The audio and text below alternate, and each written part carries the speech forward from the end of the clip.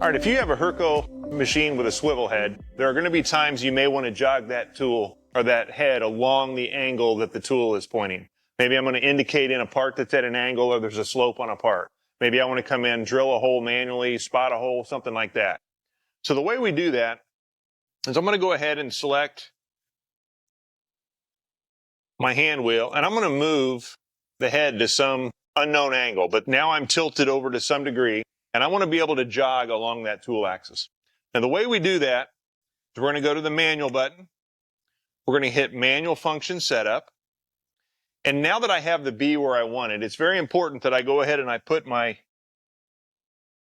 knob back to Z, and I select whatever increment that I want.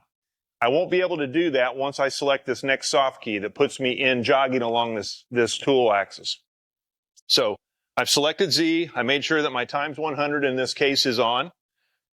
I'm in my manual function setup screen. I hit more, and we have a soft key that says toggle jog along the tool axis. I'm going to select that. You see that it turns on jog along tool axis on the screen. Now when I go to move this, you see that the X and the Z move together. That's how I'm getting that angle on the part or in the machine space.